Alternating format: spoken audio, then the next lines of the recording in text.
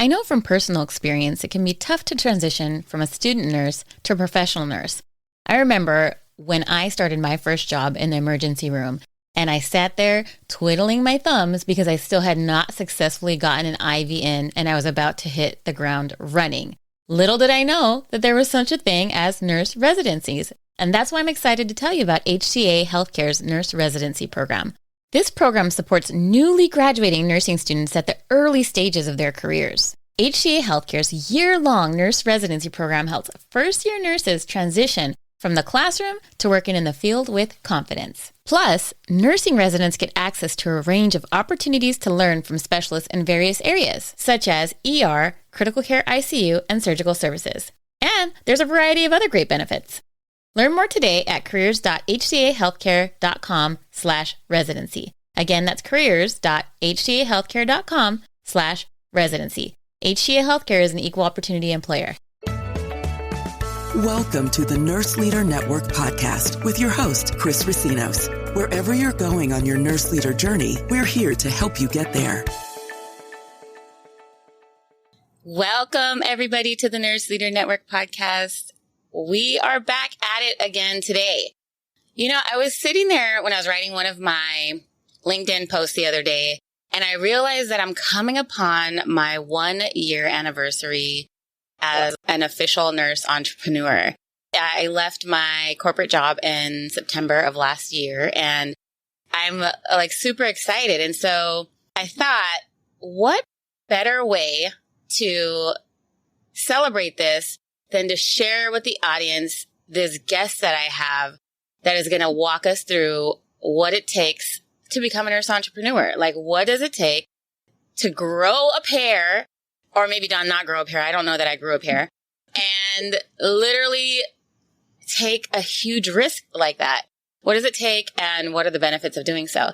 So today's guest, Karen O'Donnell, is with us. She is a nurse entrepreneur. Welcome, Karen.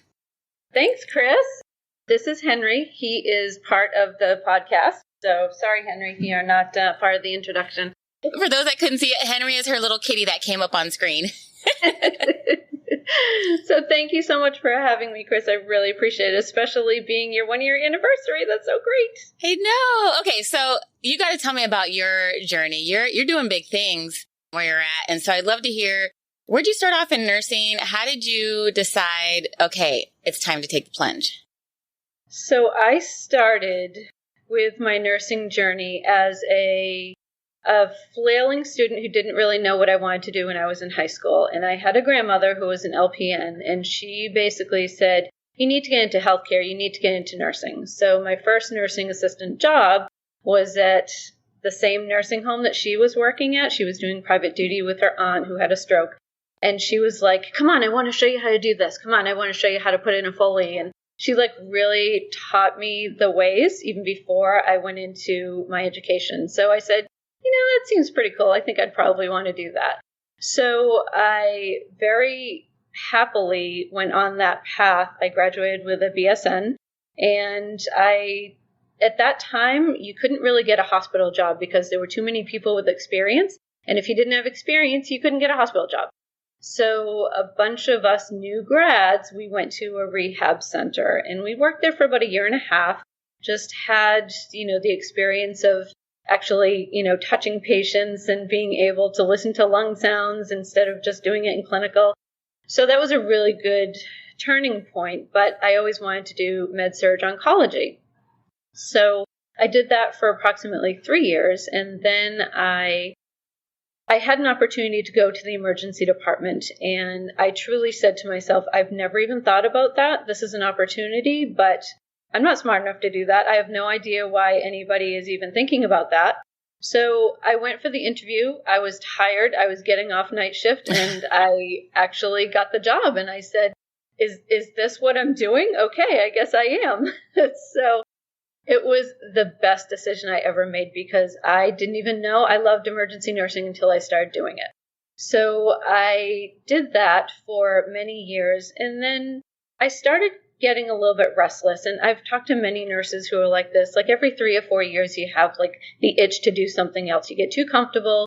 You want to just learn something new or climb the corporate ladder, whatever you want to do. So for many of my years, I was still kind of unsettled and didn't know what I wanted to do. And, after a little while, you feel like burnt out of a particular situation. In ER nursing, it can happen easily. So I had the thought, you know what, I really want to do my own thing. I want to create my own company. So I literally started with a grocery delivery business. Now, it is not Whole Foods delivering. It was me, advertising for local elderly population. And, I had some really good contacts and I would go do their grocery shopping for them. Totally unsustainable. It was not anything that I could really do long term, but it got my feet wet. And throughout the many, many years, I did other things. The home parties, I did Reiki, I did aromatherapy. I can probably name them on all 10 of my fingers, but I guess I was a serial inexperienced entrepreneur. And then I was obviously still working in nursing. So I said, why don't I try to do something in nursing? Because this is my passion. This is what I feel I'm good at. So let me try to figure something out. So I literally Googled independent nurse businesses, and I didn't find a lot of information at all, but I did find one little booklet that said start a nursing company. And I'm like, I can do that. I can triage with the best of them. All you gotta do is ask the right questions and you can find a resource. So I literally bought the book. Oh, there's Henry again. Hi, Henry. He can hang out with us. So I bought the book. It was like extremely rudimentary, didn't have a lot of information, but it got me thinking, I probably can do this. Why not? So I took the plunge and I did it part-time.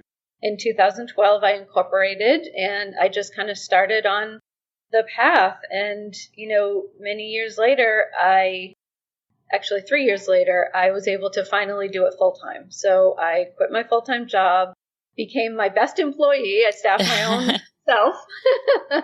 And since then, my company has grown so that we have a fair amount of nurses and nursing assistants who provide that resource for facilities as an outside per diem pool. And, I want to backtrack a little bit. During my formative years as a nurse, I did a little bit of staffing agency work, and it was terrible.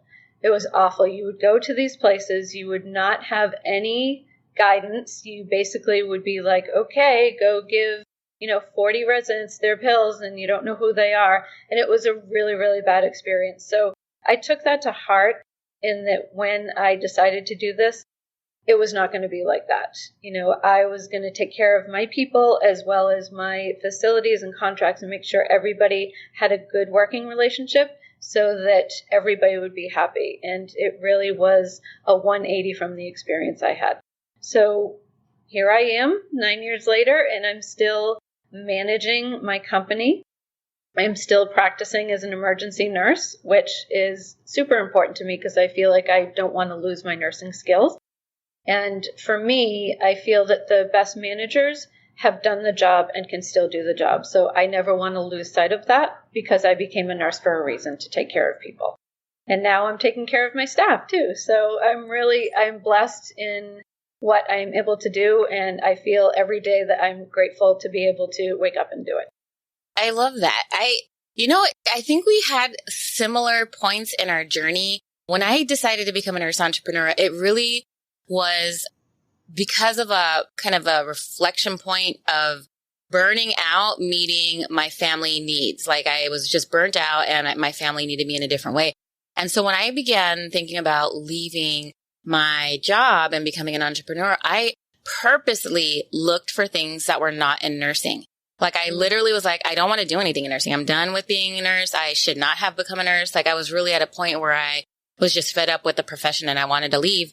And so my husband and I had always dreamed of owning a restaurant. And I make these really cool taquitos. They're so good. But I've created a couple recipes. And so I started making these and people were people would come over for parties and oh my God, you got to open a restaurant. And then I started doing it for people that I didn't know. And everybody was like, you got to open a restaurant. Like this place, this is just delicious. And so I was like, okay, we're opening a restaurant. So I literally was on the path for a year prior to leaving towards opening this restaurant. We were scoping out suppliers and, looking at equipment and checking out buildings. I got a logo made and copyrighted, and we got everything ready to go. And it's so bizarre because we were getting ready to go and check out leases and sign our name on a dotted line for a lease. Mm-hmm. And I ran into this episode of somebody who was talking about not exchanging your time for money. And so I was like, okay, that makes sense. And he had you run through this little exercise, this reflective exercise of before you start a business, look at these different factors in your life and see if it matches up with where you want to be. And so, me and my husband sat down and we looked at it and we're like, okay, will a restaurant allow us to spend time with our family? And the answer was no. And then it was will a restaurant allow us to have weekends off? No. Evenings off? No. Will a restaurant allow us to have holidays off? No. Will a restaurant allow us to make significant amount of money so we want to become philanthropists and, we really have this passion around foster kids and suicide prevention? No. So it literally did not check any of our boxes. And that night we looked at each other and we were like, this is not it. We can't do it. We have to stop. And so then I sat back and I looked at what do I like? What am I good at? And I realized I love nursing. I really do love nursing. I'm burned out on what I was doing, but I love it. And it's what I'm good at. And it's what I do. And I think you highlighted a point, which a lot of nurses feel like they have to leave our profession in order to stop the burnout or to meet family demands when they're looking at becoming an entrepreneur. And the fact of the matter is, you don't have to leave nursing. There's a lot you can do inside of nursing with the skills that you have. So I really appreciate that you highlighted that point around, testing out different things and then really coming back to what it is that you know how to do. Now, tell me about, you had these feelings around, okay, I want to become an entrepreneur. You had tested out the waters in different ways. Where was that aha moment where you were like, okay, Caring Nurses Staffing Agency is about to become a reality? How did you decide it was a staffing agency versus some other type of thing you could have done in nursing? Well, there really wasn't anything independent that you could do. This was literally the first time I had even heard about it. I heard about legal nurse consultant, and that was one other thing that I started doing a little bit. I started on that education route, and then I said to myself, it makes me extremely nervous, and it makes me feel like I'm going to get hives if I go into a courtroom. So what am I doing? I am not that person.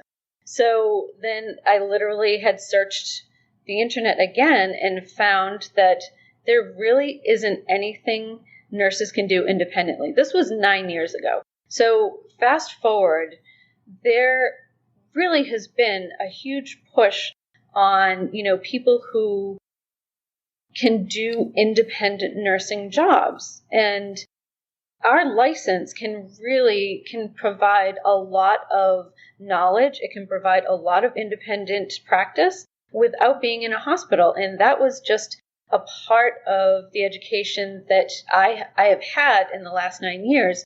And at that time, when I was really thinking about what kind of business I wanted to do, I just wanted to do something in nursing. And that was just presented to me. And I said, okay, well, it's not on the floor nursing. But then I did have that aha moment when I was like, if I staff facilities, I can staff myself, can't I?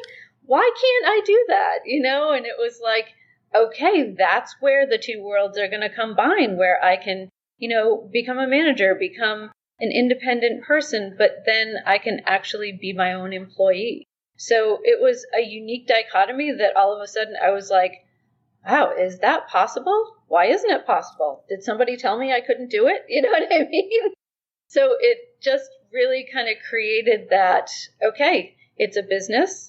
I'm still doing nursing, and it was checking all my boxes. So I was like, yeah, why not? I'm going to try this now. I love it. So what are the steps? What were the steps that you took? You had this dream. You knew that it checked all the boxes. What was your next move?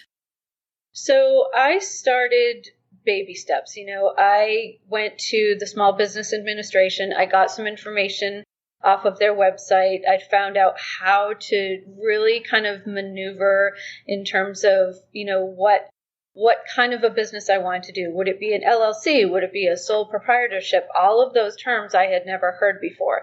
So, starting to really create my resources and finding who could give me that information, going to an accountant to figure out how to do my books, how to, create invoices, how to do all of that. So it literally was a step-by-step. I went to the state. I registered my company. I decided that LLC was going to be the way that my business should be structured. I received an accountant. I got some legal advice, which I think everybody should get, certainly, because you don't want to do something that you're not supposed to do. And then I went to the Board of Nursing. I said, what do I need to make this happen? I went to the Department of Health and Human Services, said the same thing. And it was really, there weren't a lot of people who were like, oh, this is what you need to do, X, Y, and Z. So I was asking all of the right questions, but there wasn't a clear path. So I was finding out that this is what you need to do, this is what you don't need to do. And it really was kind of a roadmap that I needed to create, because there was a dirt road. There wasn't anything that was there was no path already worn that I knew of.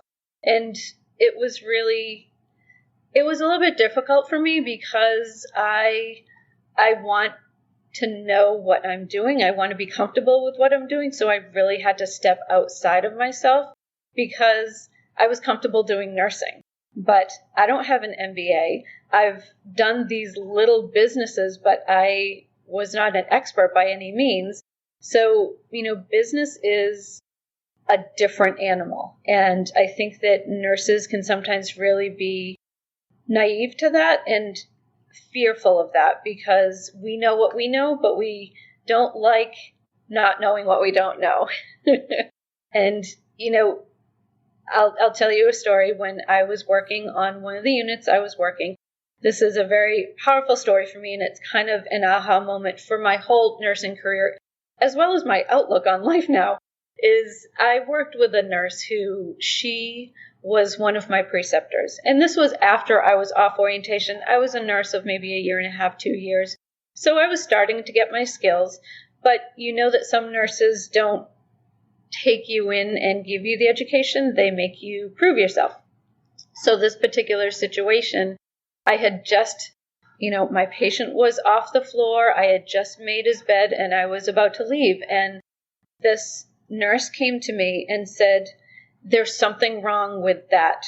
What is it that's wrong? And I looked at the bed that I had just made and I said, I don't think there's anything wrong. And she said, you put the pillowcase on the wrong side. It should be facing the window so that it doesn't look aesthetically unpleasing. And that story I love telling, because that is not the nurse I have become, but that is the nurse that I was at the time. I didn't think that anything was good enough unless I knew all of the information and I could prove it to this type of nurse. So from that moment on, when I went to the emergency department, it was completely 180 degrees. Every single nurse there appreciated the fact that I was a new ER nurse, and they took me in and educated me, and it was very supportive and motherly. It was completely different. So I learned from that point on that I can't know everything. I shouldn't pretend to know everything. And if I know where my resources are, that's where the best nurse is. You can't just stumble through your career and hope that, the medication that you're giving is the right dose. You have to know where your resources are and really just be mindful that you can't know everything. But to be able to find the information, that really created the template of my business journey. I don't know everything.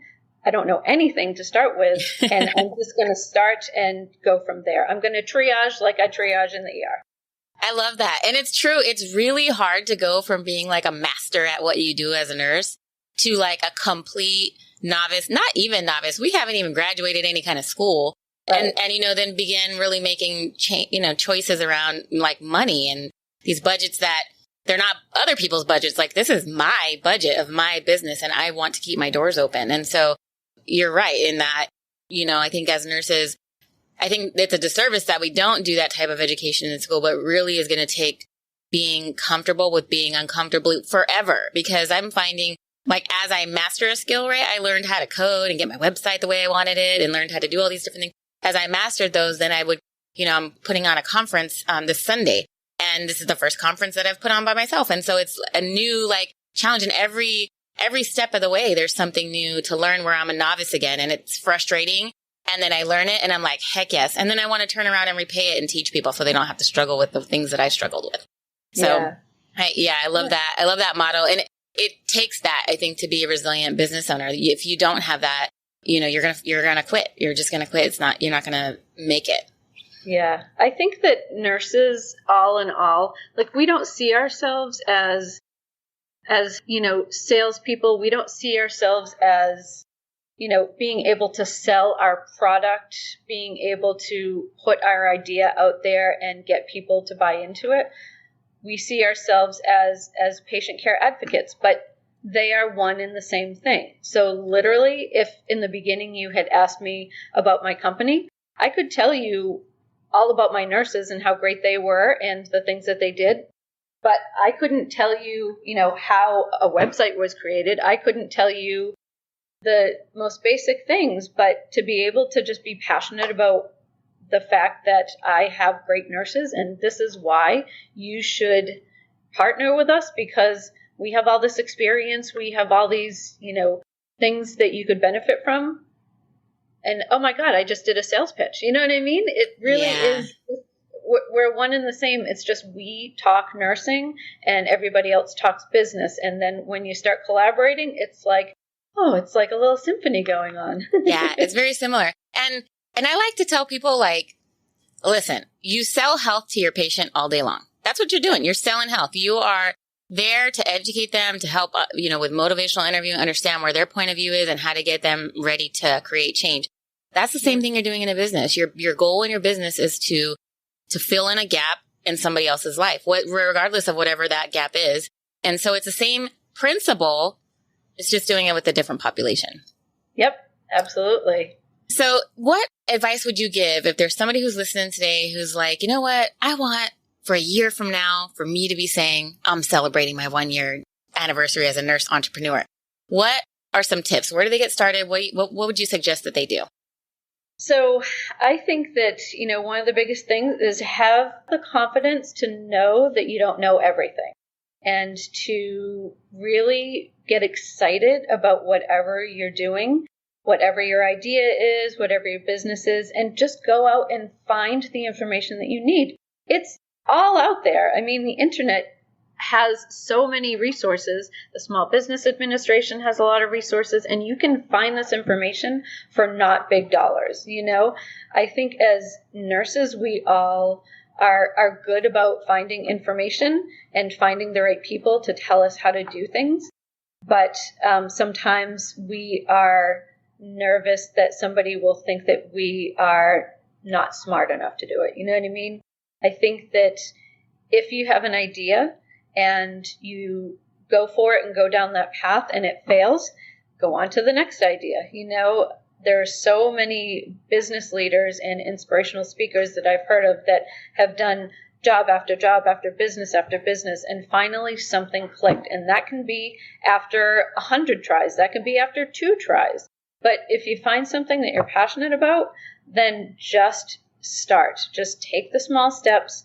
Do what you need to in terms of your family life, your home life, your business life. Really try to create that symmetry, because like you said, if you don't do something that you're going to do for a long period of time, or if it makes you miserable because you're spending time away from home, then that's not what you should do. And that's not going to make you happy. And ultimately, everything that we're talking about is about the passion that we have and making us happy and being able to move forward. And even if it's not at the bedside, nurses have so much to give to be able to move forward in their career. So even if they're not doing patient care and they decide to, invent a new way of communicating with patients, a new syringe, a new anything, if that's their passion, then they should try to make it work and to not let any type of challenges or other people get in their way if that's really what they want to do. Yeah, I totally agree. Okay, so now I want you to take us behind the scenes of what it's like to own a staffing agency. Like, for those that are interested, like, hey, this sounds really good. Maybe staffing agencies are ticking my boxes too.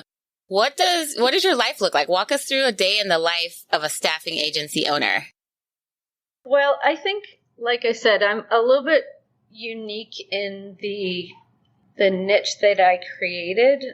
So on a weekly basis, I work in an emergency room at one of my facilities that is, a smaller emergency room. So it's not like, you have every single minute that you have to be working. But I still do between 24 and 36 hours of patient care per week.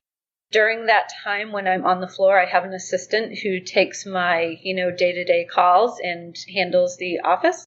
And then the rest of the time I am, going out looking for other facilities that might want to contract. I look for new employees. It's one of those things where I can never find enough people. But for me, I'm very passionate about finding the right people. And, the more experience, the better. Absolutely. But I want to create an environment where the people that are working for me are going to be the caregiver that I aspire to be, that was inspired by my grandmother. I want every single person on my staff to be somebody I'd feel comfortable taking care of my grandmother. And I don't let them lose sight of that. I think that everybody should be a part of a team. And that is one of the biggest things for me. I don't call them my employees. I call them my team. And, I don't want to be on that pedestal where, somebody can't come to me. Everybody has my home number, my cell phone number. I try to be as accessible as possible and to really be more of both a patient advocate, a patient caregiver, as well as, a good manager. So, I kind of have many hats. I have many balls in the air, and sometimes they collide, but for the most part, I really feel that, my home life, being able to do this as well as, being able to take care of patients, it all works together, and I am blessed with an amazing assistant who has been a nursing assistant for 35 years, and she is an unbelievable organizer, and she keeps things calm when I am on the floor. How did you find your assistant? So somebody's like, okay, I want to do this, but like my life is already crazy busy. How did you find yours? I put ads up, and just like my ads for my staff, my nursing assistants, my nurses, I used Indeed, and I got 3 different assistants that I tried temporarily. They didn't work out for a number of reasons. And then I kind of looked internally. I had a couple of staff that I thought would be good because I've worked with them for a while. That didn't really work out either. So I went through about 6 different people and, learned with each one, why this person probably didn't work out, why that person didn't. And then I had this assistant that I hired just as an assistant, and she told me that she had been a manager for her own company many, many years ago. And I'm like, tell me more about that. And, it was an employment in its infancy, but I very quickly said, I think that you would be great at this. And that was about 1.5 years ago. And it's been a good relationship. And I think that that's really important, that we are friends as well as, business colleagues, so that we can, bounce ideas off of each other. And she knows what I'm thinking. I know what she's thinking. But it's hard finding the right person. It really is. And I sometimes feel that my job is more of a matchmaker, because if I find the right nurse, I might not find the right facility for them, or, the right facility and not the right nurse. And it all has to come together when the stars align and when the moon's out. So, even when it comes to finding an assistant, that was the case as well. What were some of the things that you learned about having an assistant? I know we recently brought somebody on to help with a couple of different things, and it was very different than managing my staff back in my corporate job. So it was really, I guess, when you step into corporate or when you're working on the floor, you have like policies and procedures in place. I knew how to write them. I had written them in the past, but I guess I had never gone into an organization where there was nothing. And now I'm the one like, okay, what policies and procedures do we need, right? Because these are not policies and procedures to put a Foley in. These are policies and procedures like on how to run, how to edit and manage a podcast. And so what are some of the things that you learned around best practices as you're onboarding an assistant? I learned that I don't know a lot. I learned that everybody brings something to the table. And for this particular person and her organizational skills, she was able to kind of create a schedule so that everybody was, confirmed with the shifts that they were at. And it was something that I hadn't ever even done before. I was doing everything on paper. It was really tedious and, time consuming. And she basically took it over, and we kind of created the position together. Whereas before she came into this situation, I was kind of floundering with that specific thing. Like, what do I want this assistant to do? And, I was always kind of like, well, maybe you can make phone calls and try to, get new contracts and things like that. And that's like the kiss of death. Everybody's like, I don't want to cold call anybody because people are rude and I hate doing it. And it was one of those things where, I learned that probably isn't the best thing for an assistant to do, time-wise as well as money-wise. But, I was like, well, how else are we going to get contracts? So it just kind of, what else am I going to have them do? Am I going to have enough work for them? While I'm on the floor, are they just going to be sitting at home doing nothing? And I had to kind of create what I thought an assistant should do, but it was really hard for me because I had to kind of give up some of the control, certainly. I had to, not be there when a phone call came in, and what if it's something important, but to trust that person to be able to handle it. I was a single independent business person for almost 8 years. So giving up that was like, well, I trust what you're going to do, but some of the last people that were doing what you do didn't do a very good job at all. So, but she really brought to the table a lot of experience herself. And like I said, organization. So she was able to take a lot off my plate so that she could handle the day-to-day workings of the company so that I could still kind of follow my passion and, do the patient care that I needed to. So it's really been kind of a growing experience. But another part of the point that I think I want to make is that I did go through a lot of people that just didn't work out well. And it's funny when you think that somebody's going to be great.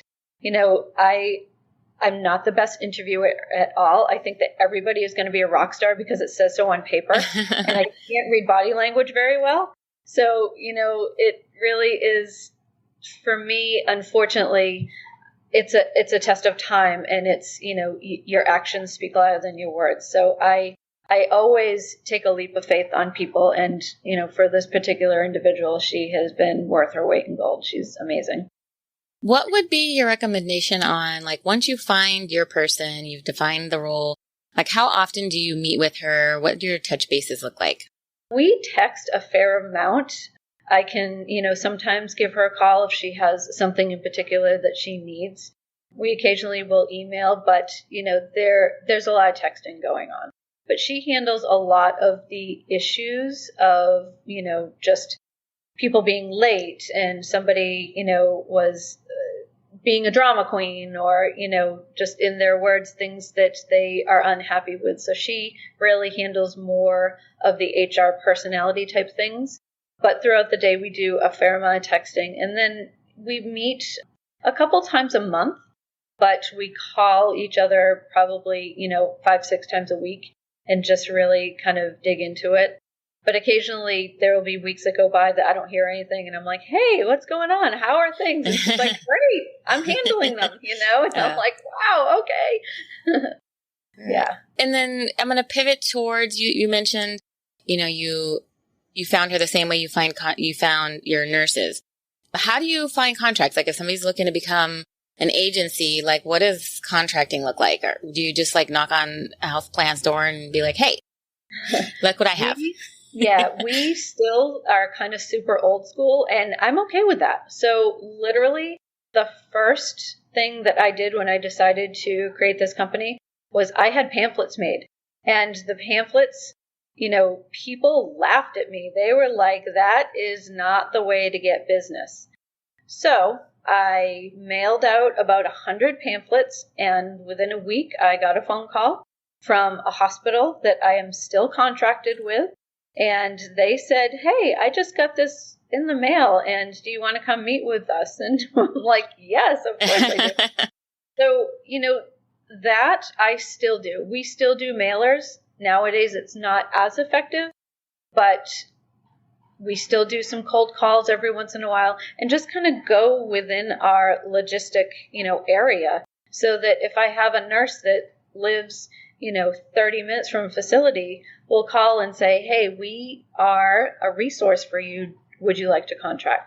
So throughout the years, we've had a fair amount of contracts that have come and gone, but we have a core group of about 12 facilities that have stayed with us for a while, and it's just an ongoing type relationship. So, there have been experiences of, places that have contracted with us. We've sent people, then they haven't needed us any longer. There have been a couple of facilities that contracted and then never used us. So again, it's another part of the matchmaking type situation that I talk about, that, we may get this great hospital and everything sounds good, but then, for whatever reason, they aren't going to use us. So it's really kind of time will tell, and, a situational type thing every single time we get a new contract.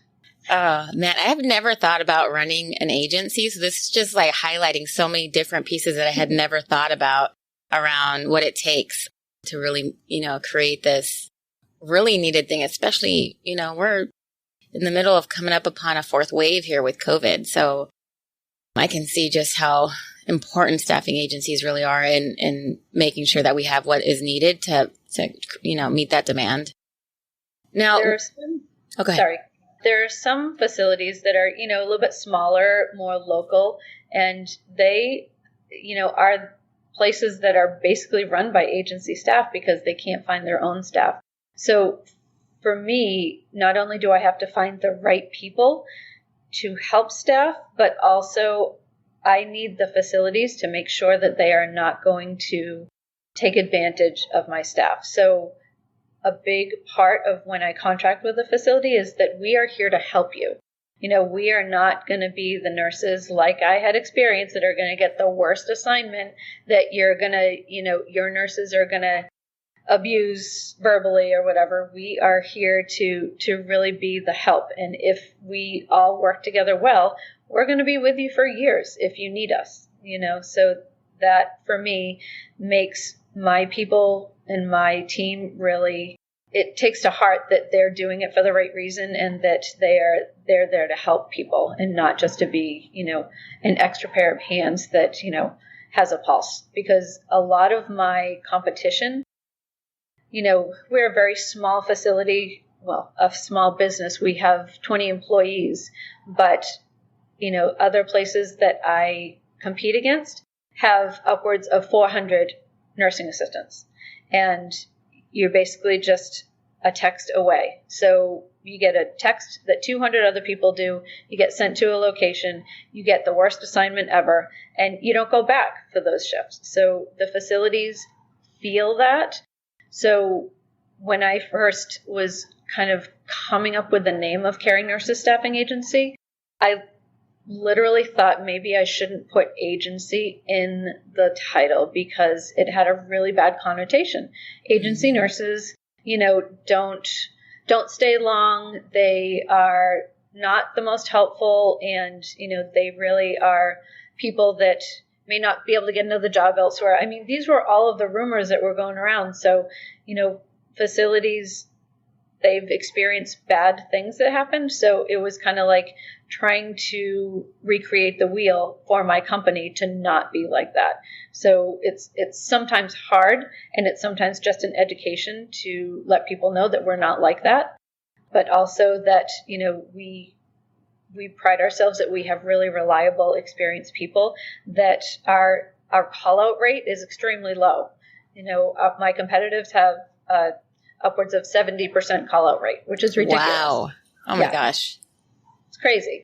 So, that is another part of creating kind of a niche. Once you get an idea or a business idea, that if you find the need, then you just got to go with it.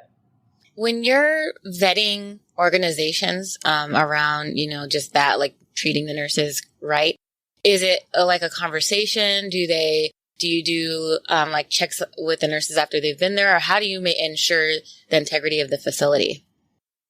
When we first sit down with a facility, we basically tell them that we are another resource for you, and we want to be part of your team. We want to create a great, environment for your patient population, and we want to be part of everything that you do seamlessly, so that it doesn't seem like we're agency versus staff. And with the people that I interview to become part of the team, I say there may be some people that you work with that, create a quote unquote agency type situation, but you need to just make sure that they know that you are there to help. And we do check in with the managers. We check in with the staff, make sure that if there are any issues, then we deal with them right away. We don't let them fester. But we do have kind of an ongoing dialogue with the facilities. My assistant will very often almost on a daily basis be texting some of these managers with the schedule needs, with, this is what's going on. And we make sure that we are transparent in everything that we do, so that our staff, our employees can come to us and say, hey, this particular person is having a bad day. And we try to support each other. There are very often times when, our staff will be primarily the people that are working at a facility, and they help each other as well as the other people, so that, we create our own support system as well. But yeah, I think it's really important to check in with everybody involved, the managers, the staff, and make sure that if there are any type of issue, that we make sure that it gets taken care of. I love that. So tell me, what's in the future for you? What do you think, is your goal to, kind of stay the same size? Is your goal to become a really large facility? Is your goal to open up some other type of business? What are you thinking you might be doing in the future? Oh, that is an ongoing question, isn't it? I've been asked that question before, and I've never had a clear answer. I foresee myself doing nursing forever, until I can't. And does that mean that, caring nurses will continue on until I can't? I'm not sure. I know that, there have been opportunities that I've had to, kind of grow, maybe have investors, venture capital, all that stuff. But I think it's extremely important to still stay true to who I am. And I don't want to be the type of business where somebody else is going to interview somebody and they're going to become an employee and I'm not going to know who they are. Maybe that's really looking at everything from a very small perspective, but it's my perspective and it's been working so far. Yeah. I mean, as a business owner, we don't all have to become Elon Musk, right? Our job is what we define it as. And I have no desire to be a huge, business where same thing. I have layers and layers and layers of managers and bureaucracy. So, right. My goal as an entrepreneur was really to be a solopreneur and then eventually lead a very small team, but I don't have desire to grow beyond that. And that's okay, because that's my desire and that's your desire. Same thing. So I think that's important to know too, like you're not in competition with anybody but your previous self, and you decide where you want to go with that. Yeah, that's a really good point. And I guess I knew that, but hearing that is really refreshing. So thank you. I appreciate that. So all the listeners, we're giving you permission. You can become a business owner and be as big or small as you choose. Absolutely. Yeah. Yeah. It really is amazing that every single day there are new opportunities and new paths that you can take. And whether or not you take the path of becoming Amazon big, or, just still doing what you want to do and living the day-to-day business that you created, it could all change tomorrow. I don't think it will, but, the more network you have, the more opportunities that you have, and the more chance that you find that there are things out there that you don't even know about. I've had many people say, well, when are you gonna give this up, and like maybe franchise or whatever. Don't have any plans on doing that, but I would absolutely listen to anything anybody would say. 5 years ago, I had an opportunity to, buy a division of almost like an occupational health type business that was huge. And I said to myself, I don't think that that's right for me, especially now. Maybe 10 years from now it would have been, but that opportunity wouldn't have been available. So I said, no, I think I'm going to just continue doing what I'm doing. And it just wasn't meant to be at that time. So, critical thinking like we do, just making those decisions in terms of what is best for us and our company and our family and our team, whatever the decision-making process, I think that it's going to be right for us because we're the ones that are, making it with all of the factors in mind. Yeah. And I think there's really no such thing as like a failed decision. We just learn from those decisions. So I've learned like the faster you make whatever decision, the better. And then if it was the right decision, great. And if it was not, what you had intended or what you had hoped for, it's going to put you on a path where you've learned something and, are better prepared to do whatever it is that you're going to be doing. So I think a lot of people are afraid of failing or not making it. And, let's say you start a business like you were talking about earlier, and it's not one that ends up, becoming what you had dreamed or had hoped. That's okay. You've now learned a really invaluable lesson that you didn't have before. So I think that's another important point that you just made. So very good. I love it. Absolutely. Now, Karen, if folks want to find out more about you, where can they find you? So I have the LinkedIn connection. So Caring Nurses SA. That always kind of trips people up because there are two S's at the end, but it stands for staffing agency. So I have www.caringnursessa.com is my website, which is being worked on. So if you happen to go to it and it's a little bit wonky, it will be better in a month. So LinkedIn, Facebook, I'm not as good on Instagram or Twitter, but I'm trying to be. So certainly if anybody wanted to email me, it's caringnursessa@gmail.com. And we can go from there. I am all about trying to support anybody who has the inkling to do what I wanted to do and what I have done and what I hope to do. But also just to also put a plug in, I know that, we did an interview ourselves, Chris and I, about almost a month ago. I created a network on YouTube called Code Nurse, and that basically is just informational interviews, much like this podcast, to really shine on the nurses who have already created some sort of business for themselves. We have entrepreneurs, we have inventors, we have supplement creators. I mean, it's amazing what nurses can do when they want to do it. So that is a YouTube channel called Code Nurse, and I created that because, you go to a code in a hospital and everybody's there. So this is so that all of our nurse entrepreneurs and, soon to be nurse entrepreneurs can be supported and learn the information that they need, not like when I had tried it 9 years ago and I found nothing. So this is so that we can all come together and support each other. Awesome. Thank you so much. This has been really great. Another great resource is the Facebook group Nurse Leader Network as well. So you can check out the Facebook group. But we look forward to joining you all on your entrepreneur journey. This has been awesome. Thanks, Karen. Thank you, Chris. Appreciate it.